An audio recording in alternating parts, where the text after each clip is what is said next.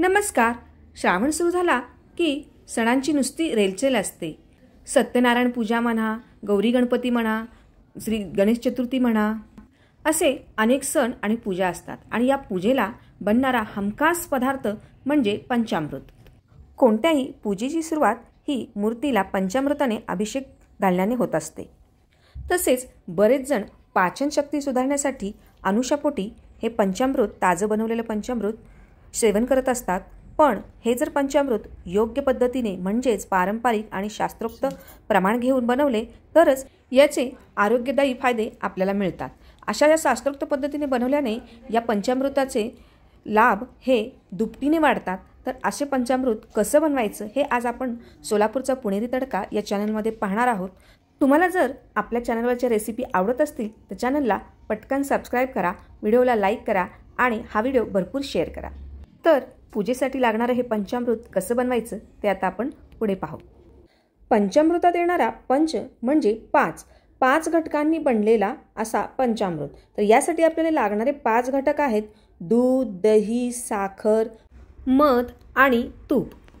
या 5 वस्तूंचं पारंपरिक आणि शास्त्रोक्त प्रमाण घेऊन आपण आज पंचामृत कसं बनवायचं ते पाहणार आहोत. अशा पद्धतीने बनवलेल्या पंचामृताचे आरोग्यविषयक फायदे दुपटीने वाढतात. तर हे पंचामृत बनवण्यासाठी तुम्ही काचेचे किंवा स्टीलची किंवा चांदीचे भांडे घेऊ शकता. इथे मी स्टीलचे भांडे घेतले. आता याच्यामध्ये आपण प्रथम मध घालणार आहोत. 1 चमचा मध मी यामध्ये घातलेला आहे. आता 1 चमचा मधसाठी त्याच्या दुप्पट आपण गाईचं साजूक तूप घालणार आहोत, 2 चमचे.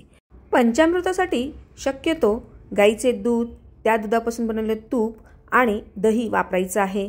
इथे मी 2 चमचे तूप घेतलेलं आहे.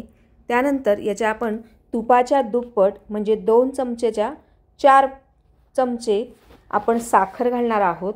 अगदी सोपं प्रमाण आहे. आपण 4 चमचे साखर घातली आहे त्यामुळे आपण दही त्याच्या दुप्पट म्हणजेच 8 चमचे दही घालणार आहोत. हे दही गाईच्या दुधापासून बनवलेलं आहे. तुम्हाला जर गाईच्या दुधाचं दही सहज उपलब्ध झालं तर नक्कीच वापरा, नाहीतर तुम्ही म्हशीच्या दुधाचं दहीसुद्धा वापरू शकता. यानंतर दह्याच्या दुप्पट म्हणजेच 16 चमचे आपल्याला दूध घालायचं आहे. हे दूध मी तापून परत थंड करून घेतलेलं आहे. जर तुम्ही जास्त प्रमाणात पंचामृत बनवत असाल तर या ठिकाणी एखाद्या वाटीचं किंवा कपाचं प्रमाण तुम्ही घेऊ शकता. जर तुम्ही 4 कप दूध वापरलं तर 2 कप दही, 1 कप साखर, अर्धा कप तूप आणि पाव कप मध अशा पद्धतीने आपण हे प्रमाण घ्यायचं आहे. आपण सर्व जिन्नस घातलेले आहेत. आता आपण व्यवस्थित हे पंचामृत मिक्स करून घेऊयात.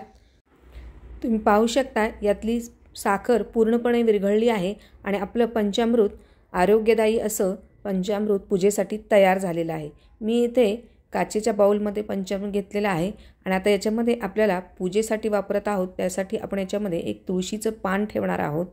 आता या सणासुदीला तुम्ही जेव्हा बाप्पाची पूजा कराल किंवा घरात सत्यनारायण पूजा असेल त्यावेळेस अशाच पारंपरिक आणि शास्त्रोक्त पद्धतीने पंचामृत बनवा, म्हणजे याचे फायदे तुम्हाला दुप्पट मिळतील. ही शास्त्रोक्त पद्धतीने बनवलेल्या पंचामृताची रेसिपी तुम्हाला आवडली असेल तर आपल्या चॅनलला सबस्क्राईब करा, या व्हिडिओला लाईक करा आणि कमेंट करायला विसरू नका. परत भेटूयात अशाच एका नवीन रेसिपीसहित. तोपर्यंत मस्त खा, स्वस्त रहा. धन्यवाद.